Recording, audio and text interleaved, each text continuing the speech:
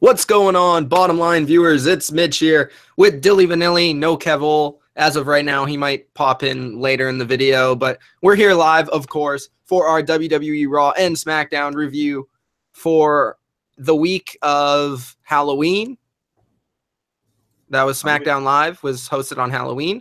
October the 30th was Raw, and it is now November the 3rd as we do this review every single Friday here on the Bottom Line View. So if you are new, make sure you hit that subscribe button.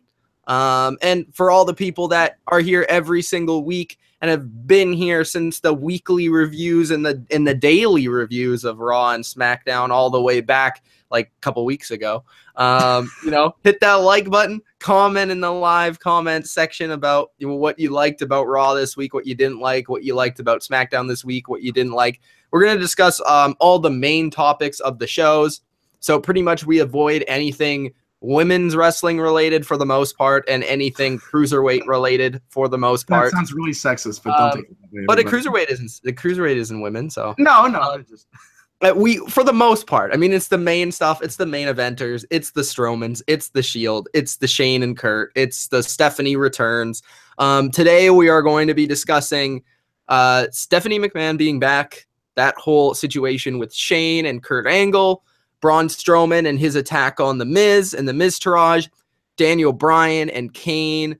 Kev has here the terrible bobbing of the apple segment. I didn't see that. I don't know what that was. I didn't know what that was. So we'll probably skip that one unless Kev comes in. We'll talk about some of the news of this week, just bits and pieces of that. Usually Kev has us filled in on that, but we'll definitely talk about the whole Triple H joining the Shield on the Raw tour. And also Brock Lesnar and Jinder, and AJ and Jinder, and AJ and potentially Brock Lesnar. So I'll have that all covered, as well as a couple other things that we might want to throw in there when we get to it. So, Dilly, let's start off just by your overall thoughts of WWE this week, Raw, SmackDown, and anything enjoying. What do you enjoy this week? Well, first off, shout outs to Katana, again, giving us $10 in the chat. Very much appreciated. Bottom line view is glorious, he says. Thank you very much. We gave you the virtual hug. So when it comes to Raw and SmackDown this week, I thought it was a pretty uneventful week, actually. I didn't think a lot of things stood out. We have a couple of good segments. The good segments that were in there were actually were good. Were really good. And they're building up to they're building up to this one big feud. They're building up to the big 5-on-5 Survivor Series match. And I think the way that they're doing that and the way they're going around that is pretty well done. The second feud that they have, the Braun Miz feud that they've got, I thought was pretty enjoyable. And the segment that they did at the very end of the show was very good. The Kane, Daniel Bryan stuff I thought was entertaining. We're basically talking about most of the entertaining segments this week. And then for SmackDown, there wasn't too much. I don't know Stranger Things, so the Fashion Files could have been great, but I haven't watched it, so I know Mitch will fill you in there.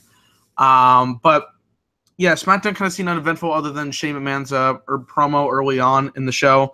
But for the main segments that we're talking about, I thought it was good for what I saw. And of course, I was watching YouTube clips, so that always helps.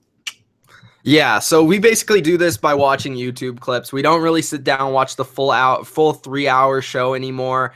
As a majority of people nowadays, you look at the YouTube clips and there's more viewers on certain YouTube clips than there are watching the actual shows. So that's just a sense of how we watch it now. Like we used to sit down, watch the full 3 hours or condense it through PVR, but we would still pick up things there that were kind of irritating to the regular viewer. So I'm sure that WWE is still doing some of the things that we dislike through the 3-hour portion of the show. And if we sat down and watched all the segments that we didn't like, it would bog down the show and not be as enjoyable. Yep. So just going off that, I would just say, if you are still a person that watches this 3-hour show or like even a DVR version of it, just cut that out. Just go to YouTube, honestly, because like they condense even the good segments into all the good parts, and you can just pick whatever segment you want. You don't have to like skip through and maybe like stop by to see if anything entertaining. No, it's never entertaining. Just go to the YouTube videos and watch that. Honestly, that's just my recommendation because it's been a lot more enjoyable this last couple of weeks, and I agree with Dylan in that regard. So, yeah. Let's get to the shows. We'll start off with Raw and Stephanie McMahon. Stephanie McMahon is back. She is back. She cuts a promo on Kurt Angle, and I thought this was really good. So Stephanie's back, and we know that there's a whole past connection between her and Kurt Angle. And if you were a fan of WWE back in the early 2000s, you definitely know that. But they never really brought any of that stuff up, really. She kind of just talked about Shane, her brother. I sort of sensed that they wanted Stephanie to come back just because it's Survivor Series and to have the whole family feud between Stephanie and Shane come back for this one pay-per-view. So I guess that makes sense. I thought Stephanie did a really good job of making it believable that she was ripping into Kurt Angle. So I thought she acted well there. And typically, you know, we're some of the first people to get on Stephanie for her acting. It's been inconsistent at times. Sometimes I think she's really good. Sometimes I think she's not very good. But here I thought she was really good. Maybe some time off was nice for her. But, like, I guess just comparing her to the other people on the roster, she is at least in the middle, if not the top of the roster in terms of performance. So Stephanie, I enjoyed. I enjoyed Kurt Angle selling it. I enjoyed Kurt Angle kind of being a little bit emotional about it. I didn't enjoy Kurt Angle kind of just skipping by the fans and not responding to the fans when they constantly yell what. I know that you're supposed to, like, kind of just not everybody wants to go, not everybody wants to go into that. I mean, I don't know. Can't all be like syphilis. My voice is hurting me right now. But yeah, Kurt Angle, I just feel like Kurt Angle, he's more of a pro. Like, I feel like he should be able to just do something. It feels like he's following the script too much. Well, maybe it's because he's a face, and that's more of a heel thing to, like, revert to stopping the what chant. If anything, it would have been Steph that would do that. Yeah, I guess. I don't really know, to be honest. But I thought the segment was good. What did you think of the segment overall? This is the first time we've seen Steph since WrestleMania, so it's been a long time since she's been out. It was kind of refreshing to see her back on television, get that long break from hearing her, because no offense to Steph, but after a while, her acting grades on me, or her performance grades on me. I thought this was a good promo, though. Basically dug into the root of the problem that, you know, Kurt Angle has been very consistent at his job as general manager, you know. Even before the attack last week, the illegitimate son thing, which, yes, has turned into nothing. She brought that up, too. That was nice. That was a nice touch. She brought up that. She said, you know, besides that and Braun Strowman going on a rampage and getting thrown into a garbage truck and all this other stuff, you've been doing great. So it's been undermining it. And she got the problem where, you know, Raw can't be having this happen to them. It needs to be full dominance from them. They need to attack SmackDown. So I like that promo. I like that part. At the end, I was expecting them to name Kurt Angle the captain of Survivor Series, but I was just a little like the delivery of Steph to just go on this like 5-minute rant on him, and then be like, "All right, you're the captain." It's like, I don't know. In a way, it kind of made sense because it's like, okay, prove yourself here. But I liked that there was actually consequences, because if he loses, he's fired. Yeah, that was the good part. That was the good part of because like he is the captain of the team, but if he loses, he's fired. So that's nice. Yeah, I liked this promo. I thought it gave more of an added element, because you said earlier when they bring Stephanie into the family feud and the Shane stuff, it gives, you know, she brings up the fact that Shane always wants to do it for himself. He's always about himself. So it brings that factor in. By the way, Katana, another $10. Thank you very much. Thank you, Katana. Yeah, he also asked when will we I can't speak English, be selling Bottom Line View shirts? Well, you know, I don't know. Maybe like when I get out of, maybe like when I'm done school at the end of this year, like I'll start, like in the summer, I'll be able to kind of work on that stuff. But like right now, I don't really have very much time. So it's hard for both of us to be working in that aspect, but we will be getting them. I don't want to say eventually, because that means it could be from now until death, but soon. Soon, We'll be posting soon. teasers. I will promise you by the next time we do WWE GM mode, there will be t-shirts coming out. That's the summertime. So there you go. Okay. So yeah, we pretty much covered the entire segment. So the positives, good consequences. I thought Stephanie performed well. It was nice to see Stephanie back. It adds an element to Shane McMahon and that feud. I think that Kurt Angle being in the match is obviously a positive, and as we'll see, Shane will be in the match as well. And I think it set the tone for the show. I think that was the best thing about it. It kind of set the tone for the show, and it makes Kurt Angle's character a little bit more relevant and a little bit more interesting to me throughout every show and every week now, because we have to see who's Kurt Angle going to get on his team? How's Kurt Angle acting towards certain wrestlers? How is he responding to SmackDown? Even in little segments tonight, like the Miz segment, which we'll get into, he tells the Miz to stay in the arena. Now, I don't know exactly why that was, but it makes it a little bit more interesting just because of all the stuff that's happening with Kurt. He's now the leader of Team Raw, and he's part of Survivor Series, and his job's on the line. So it's a big deal now in storyline for Kurt Angle to do just these little things, make it a lot more interesting. And that's an example of, consequences make everything a character is doing a little bit more interesting. I would agree. Okay. Let's go to, I guess we'll go to SmackDown with the whole Shane McMahon segment. Do you want to touch upon that? I guess it's just like Shane says that he's going to be a part of Team SmackDown, and basically he's like, yeah, we'll see you there at Survivor Series. It's going to be some of the best guys on Raw versus some of the best guys on SmackDown. He mentioned that Randy Orton's on the team. He says, bring your Braun Strowmans and all that stuff. And he also talks about how SmackDown has always been treated as the smaller brand, but they want to be treated as the real A brand that they are. He talks about what they've done on SmackDown to make that the case, but really they had to turn to putting Raw under siege because they had to do that because there was no other step to do other than doing that to really get the attention of Raw, because Raw has always, they got more picks in the draft and they got this and that and they get favoritism. So Shane is talking about because there's favoritism towards Raw's side, that SmackDown needs to make up for it in some sort of physical fashion, and that's exactly what happened. So I thought that was a good way of explaining it.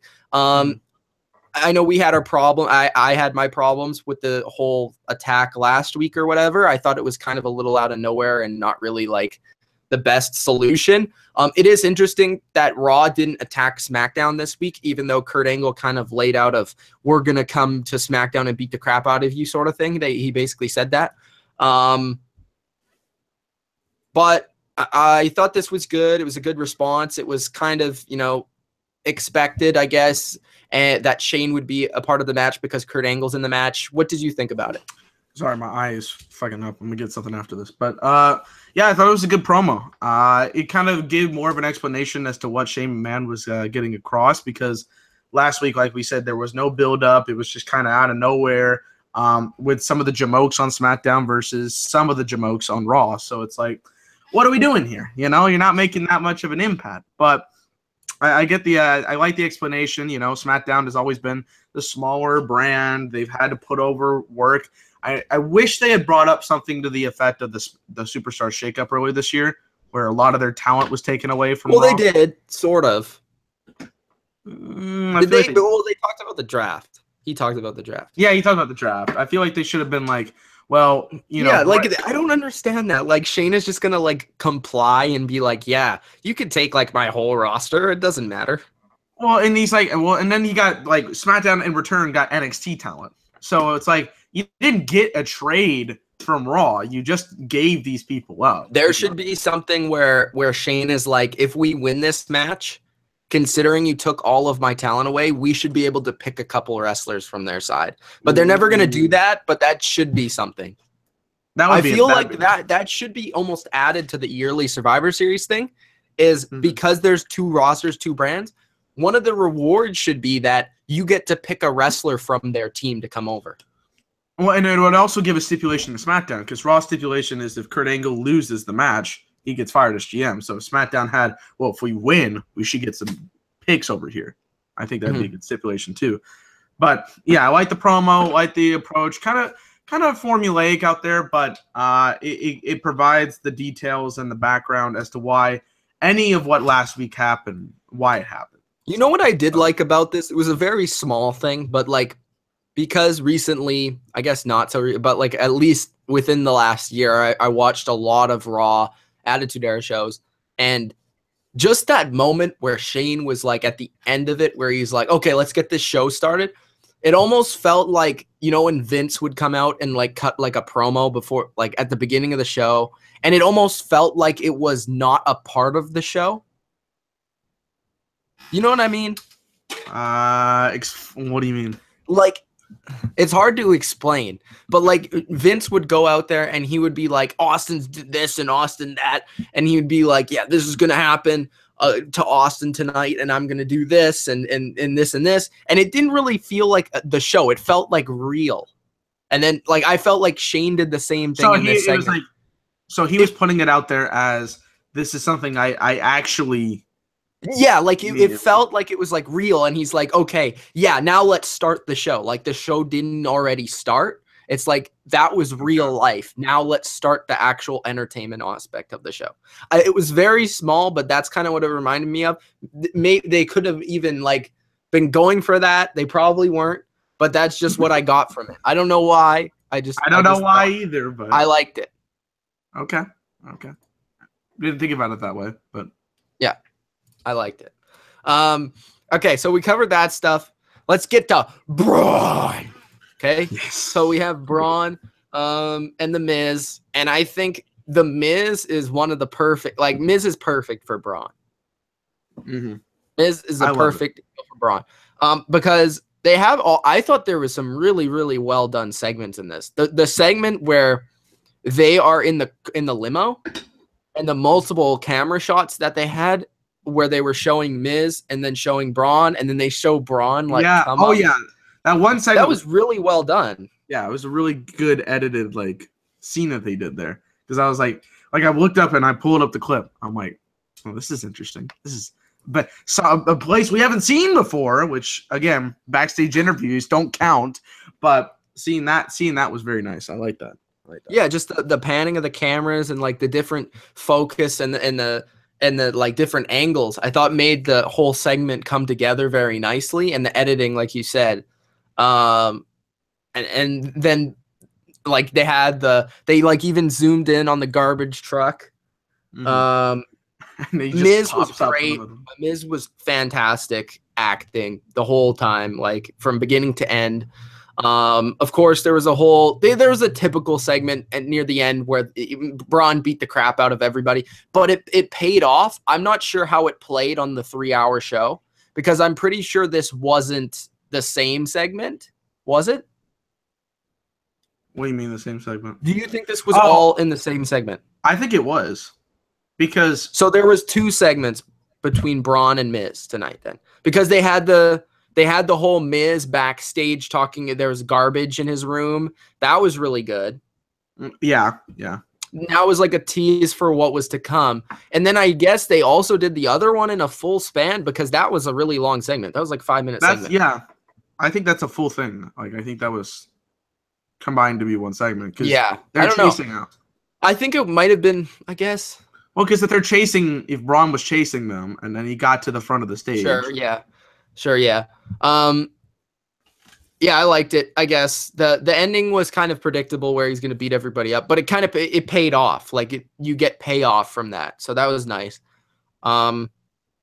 And it makes Braun look like a beast. I understand that people will be like, "Oh, Miz is the heel. He's supposed to look like the dominant." He isn't. I mean, Braun is the freaking. It's the Miz like versus Braun Strowman. Come on. Yeah, like that's the character. So it totally made a lot of sense.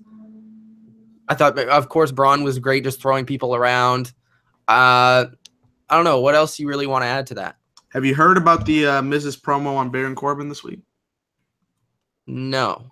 Okay, so Miz and Corbin are having this championship feud, which, by the way, is not being played on television because they're on 2 different brands. So they're building it up as a social media build, I'm guessing. I guess that's how they're doing this. And Miz posted a really good response to Baron. I have to go find the video, but go ahead and let me give my thoughts on the show or the segment. So I thought it was a good segment. I really enjoyed Braun Strowman. The way that they edited it, like I said, was a lot of fun.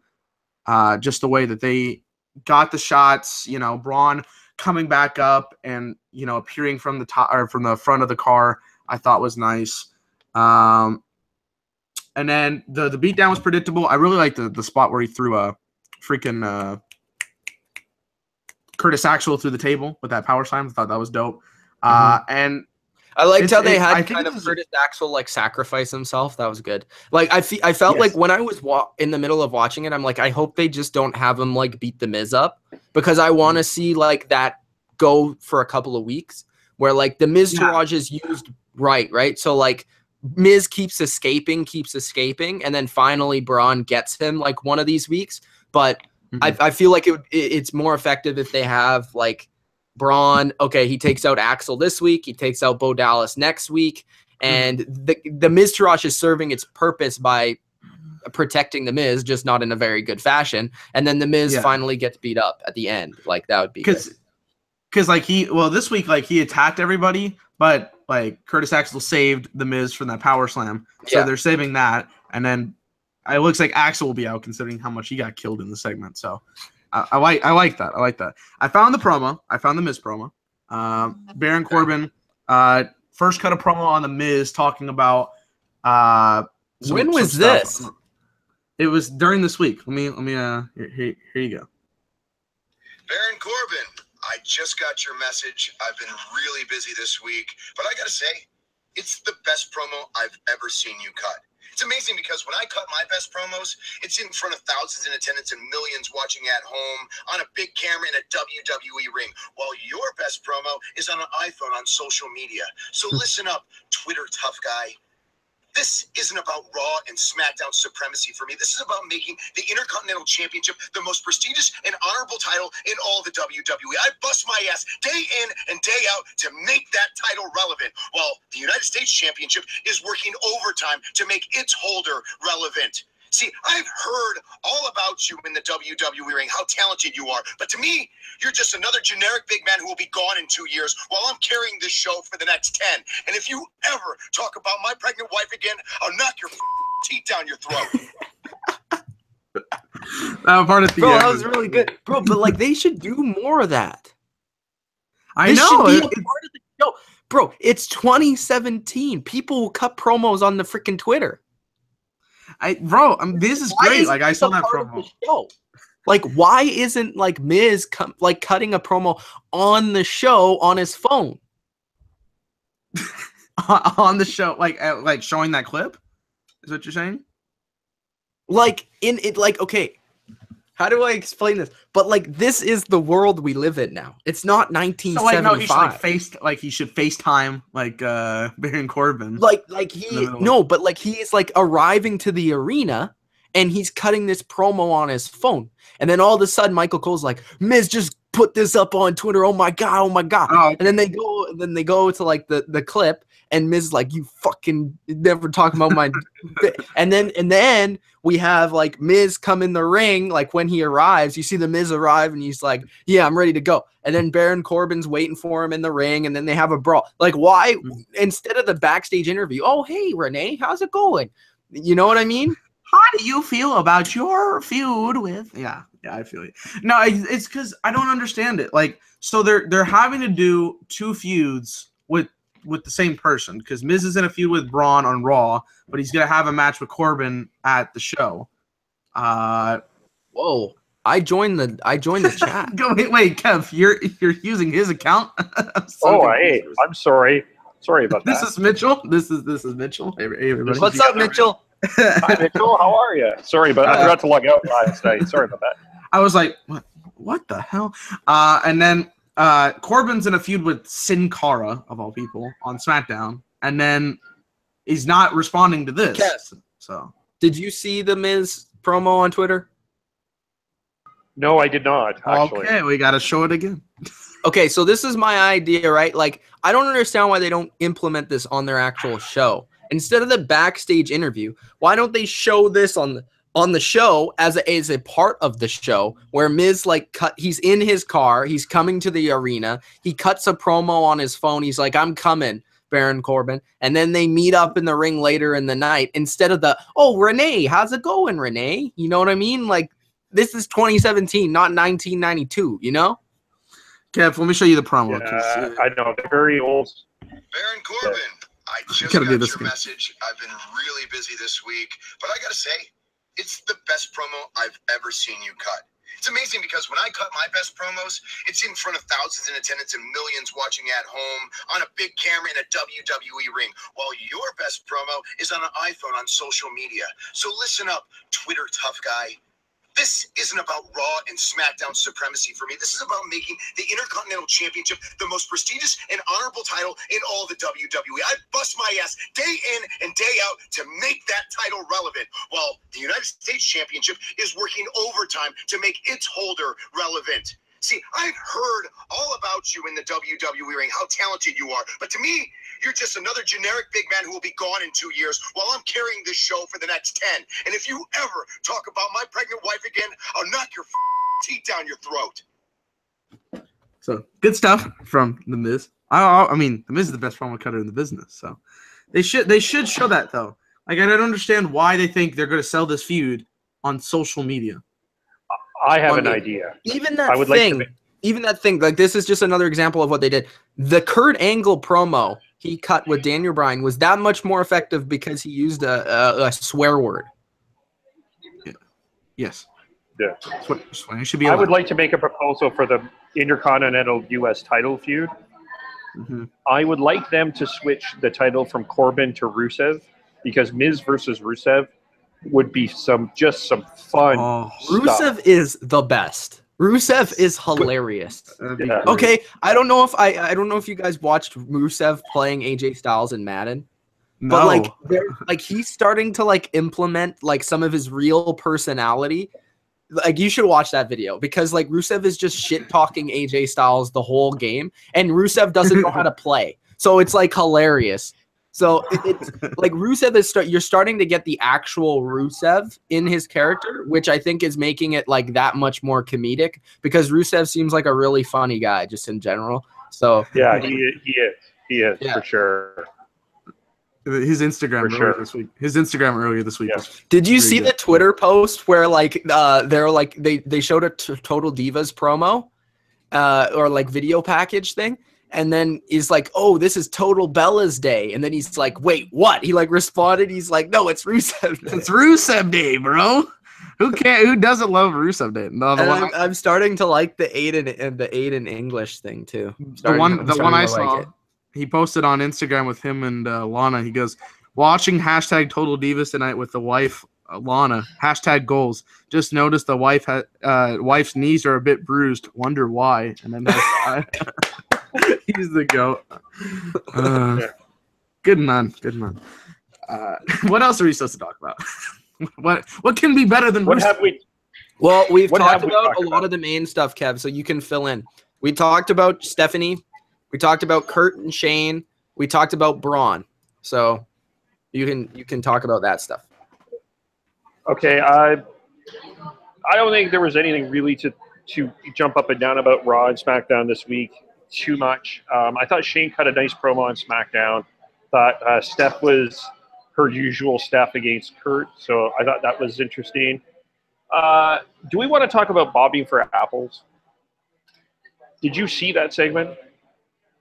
No, nobody knows. No. I don't even know what you're talking about. I don't even know what you're talking about. There was a tag team match between Heath Slater and Rhino. And I'm just asking, why did you watch that match?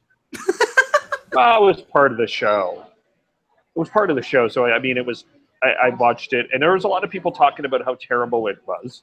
That was also why it was so bad and terrible. Because you have these wrestlers running around in costumes, and it wasn't funny. They were trying to be funny because, again, Anderson and Gallows are not funny. They're the worst tag team in the world. You need to remind everyone of that. But it was really awful. Actually, Slater and Rhino won the match, fascinating enough, not the brothers.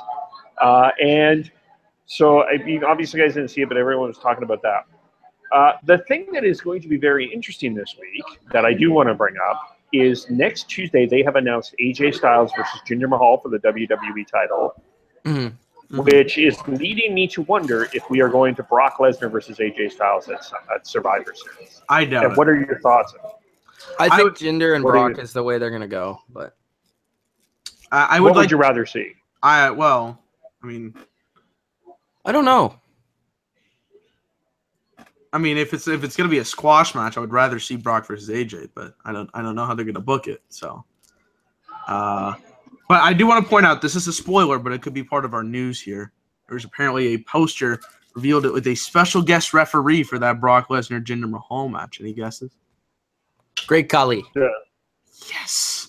No. What did you say, Kev? That would be hilarious if it was a Khali. If it was Great Khali, they would just have Natalya come out and distract him. Yeah. Yes.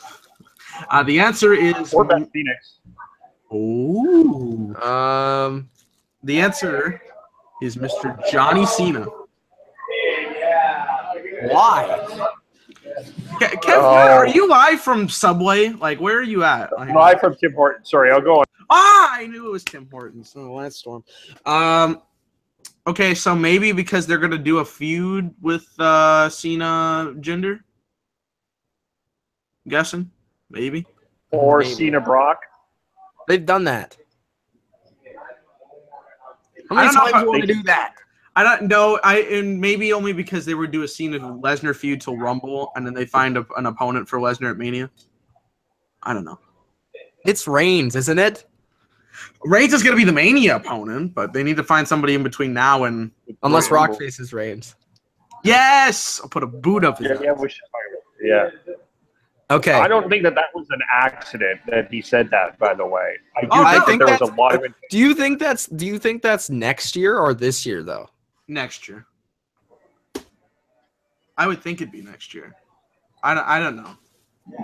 How about this? Let me throw this scenario out here. Because I've been sold for a long time that it's going to happen. I just don't know when it's going to happen. It needs to happen. Okay, why? Okay, if Brock is leaving, why do you need Reigns to go over him? Why don't you do Brock versus Cena, and then you do Rock versus Reigns? Well, why do you need Isn't to do that Brock a better versus card? Cena? Why do you need to do Brock versus Cena? Cena can get his championship over Brock.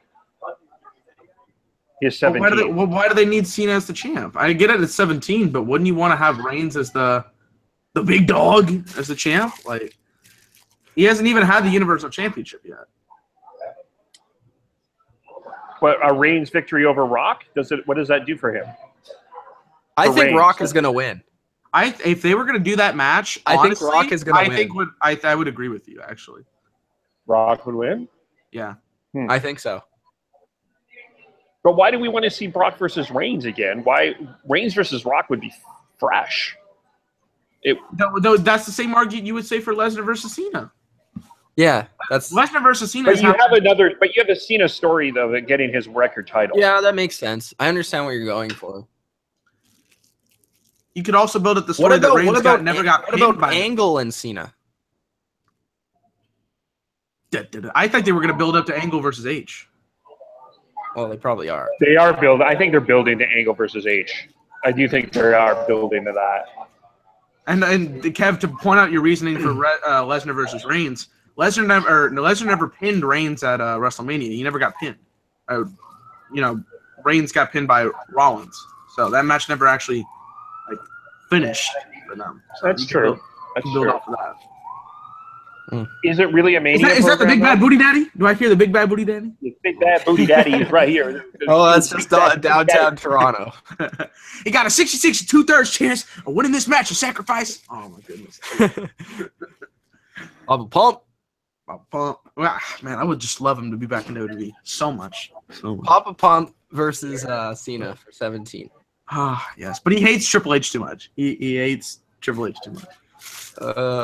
Okay. Yeah. What do you guys want to say about the Daniel Bryan Kane thing? Because I don't really have too much to say. I thought it was a well done segment though. I thought it was cool, but I don't really know like how much it'll impact the story. I don't think it really has much. I think it was just like, oh, it's Kane, it's Daniel Bryan. There's a connection there, and yeah, we're sending a message to SmackDown. Does this take Daniel off television Kane until Survivor Series? Would that be? Do you think? Okay, people seem to think that Daniel Bryan's gonna wrestle. This isn't gonna happen, right? No, that's asinine. No. He wants to wrestle. Here's who I think is going to be on the SmackDown team is going to be Shane, Randy, Bobby Roode. Shit, I forgot about the other. Rusev. I would love it if Rusev was on there. No, but it's Rusev versus AJ Styles next week, right? So AJ. one of those guys. It's probably going to be AJ. No, they're switching to AJ versus Jinder. They're not having Rusev versus AJ anymore. They're switching to AJ versus Jinder. That's right.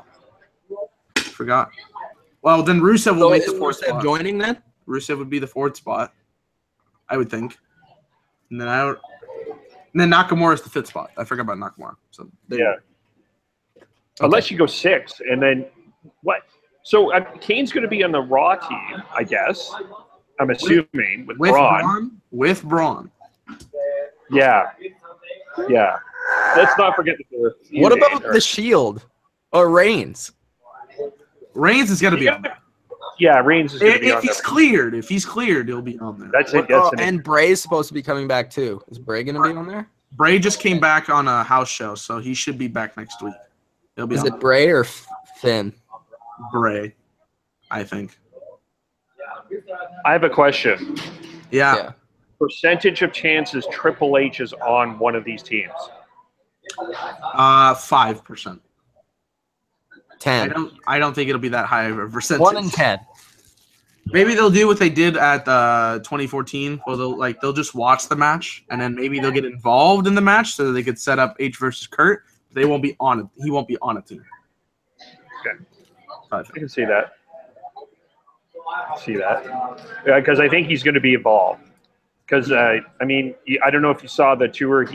What did we think of that, Kev? I didn't think it was that big of a. I know that some people are really upset about it, but I don't think it's that big of a deal. Hold on. I was gonna make a really comment. If y'all are really mad that Triple H and Seth Rollins are teaming at a house show, you must be real fun at parties. Because y'all care. It's a house show. It's a house show. Yeah.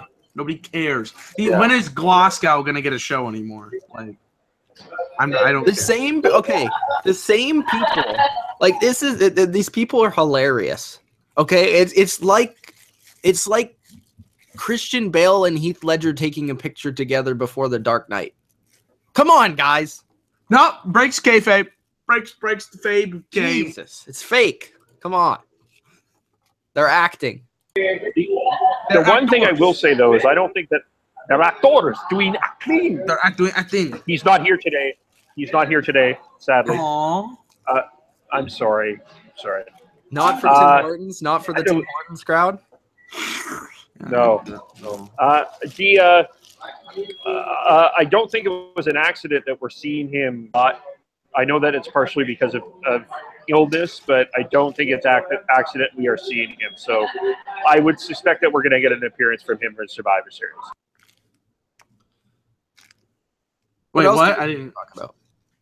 I suspect we're going to get Triple H Survivor Series.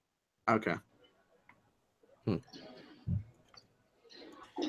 there any other?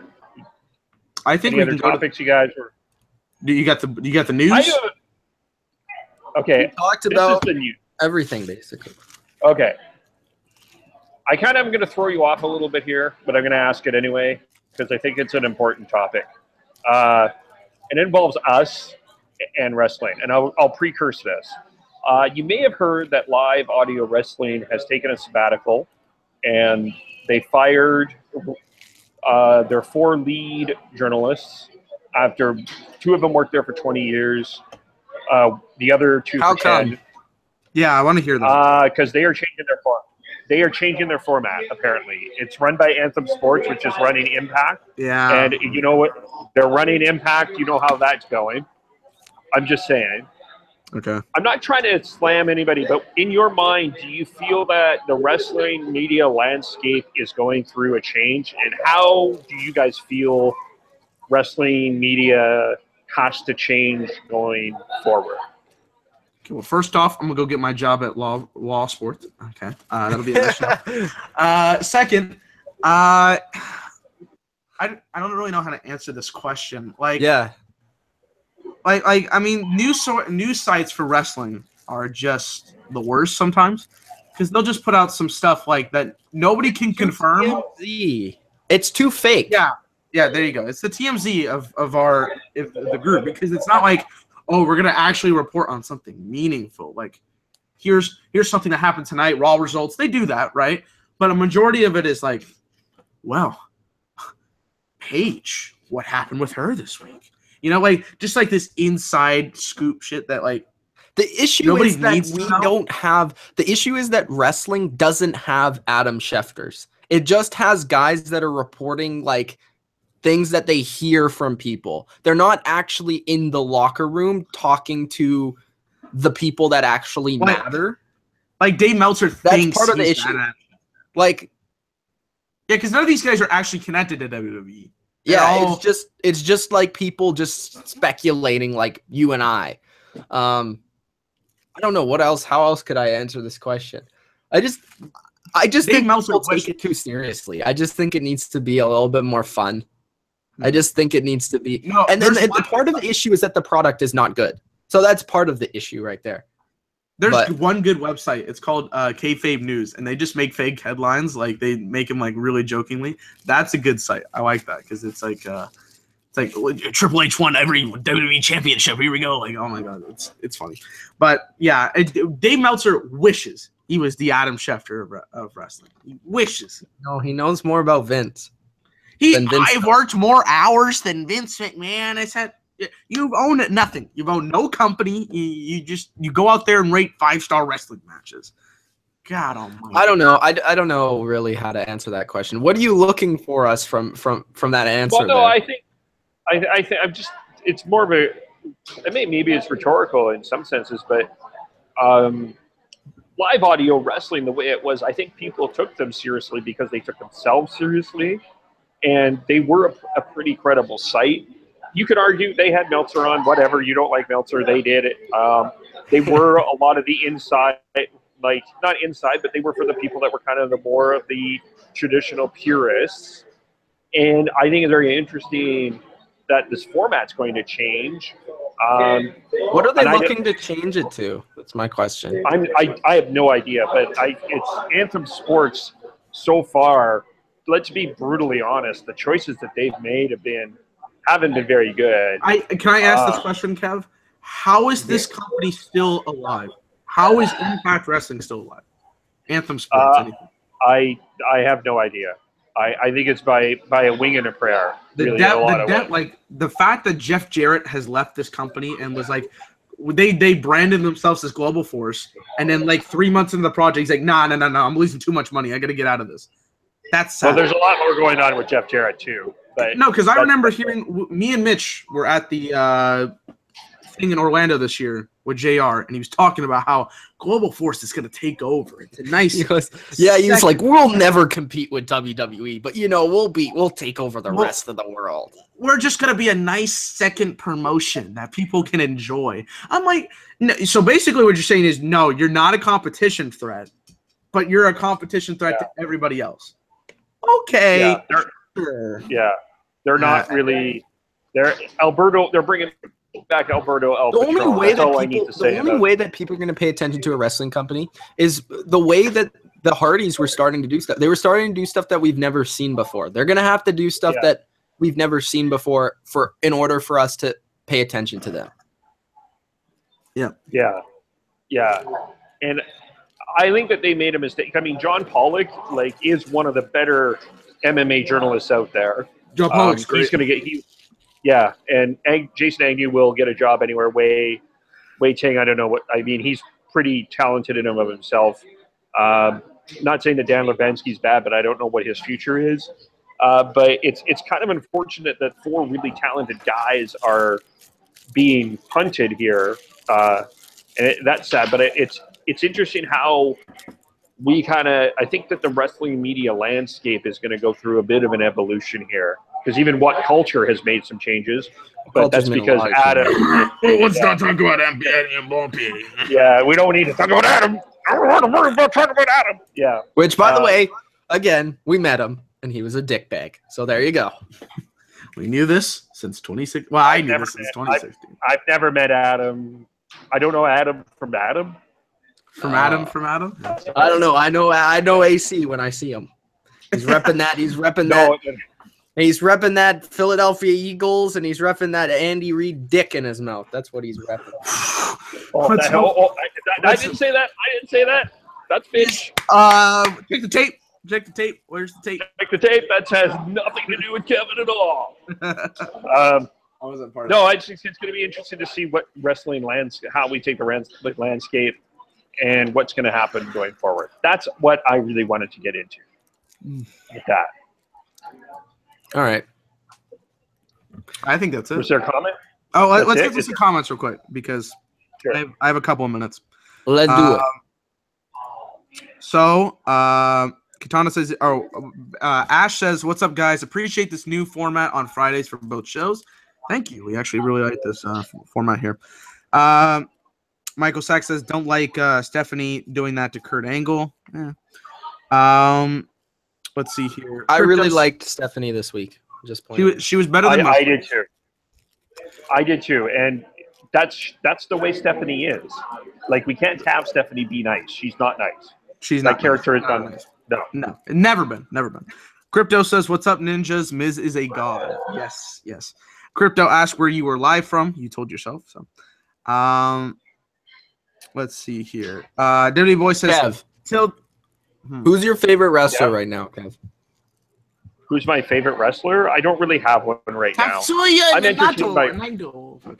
enjoy Rusev. I enjoy Miz. I think Braun is one of my favorite people when he's on. I'm not finished with you yet. Braun's my favorite right now. He's my favorite wrestler. I don't really. Yeah. But go ahead. Okay. My top three: Rusev, Miz, and Reigns. I would say take those first two and replace Roman with Braun, but Roman's in the top 10.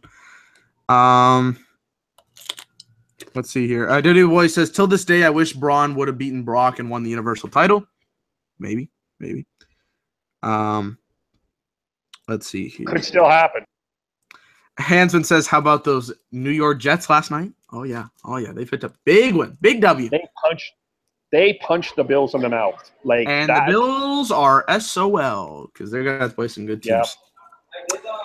Yeah. Whoever says Meltzer is a GOAT, I hope you are not. I hope you're joking. I really do. Or maybe you're telling me he is an actual animal. In that case, okay. Let's see here. Impact will outlive us all. No, it will not. God hope I live past Impact, please.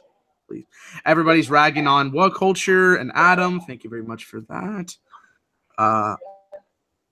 And who will win the Raw versus SmackDown men's match? That will be the last question. Who will win the match? My early pick is Raw, and someone is going to turn on SmackDown, and I would suspect that will be Owens and Zayn. Well, Owens and Zayn aren't going to be in the match, I think. Yeah, but they can interfere. Okay, I'm going to go with Raw. I'm going to go with Raw as well. SmackDown got the win last year off of wait, did they get the win last year? Bray won. No, SmackDown did. Yeah, that's what I'm saying. SmackDown got it. Okay, so yeah, I think Raw will get the win this year. I think I want to go with Raw, but like the whole story with but because I don't think Kurt's gonna be fired. So that's exactly why I think Raw's gonna win. But SmackDown, there's a reason for them to win, so I think it's compelling. Yeah, actually, I know a lot of people are hating this storyline, but it actually is a good storyline. I'm enjoying it. I'm enjoying it for sure. All right, I think that's about it. So Mitch is eating something. I guess I'll show us off here. Thank you guys for watching. We do these every Friday, about 3:30, somewhere around there. We try to get them done on Fridays at a good time for all of us to get them on. Subscribe to the Bottom Line View. We got more football content. We're almost there to 4,000. Let's get that 4,000 mark done, baby. Let's get it by the end of this month. Come on, guys. Yeah. All right, Mitch wants it by Let's the end of the month. tomorrow. Let's get it by the next 30 minutes. I don't know. So let's get it done. More NFL content on the way. Sunday Night Football recap. Monday Night Football recap. Kev's topic video tomorrow. Yes. We got projects along the way. We got good stuff along the way. It's a two-parter. Part one is I'm going to evaluate my AFC playoff predictions, where I went right and where I went wrong. I'm going to do the AFC this week and the NFC next week. Ooh. So stay tuned for that, guys. That's going to be good stuff. Good stuff. So for me and Mitchell, I got 2 words for you. Power rankings. there you go. So Dylan, Mitchell, and Mitch, peace. Oh, yeah, that's right, because I'm in. You're Mitchell. Sorry, I forgot to sign out. Mitch.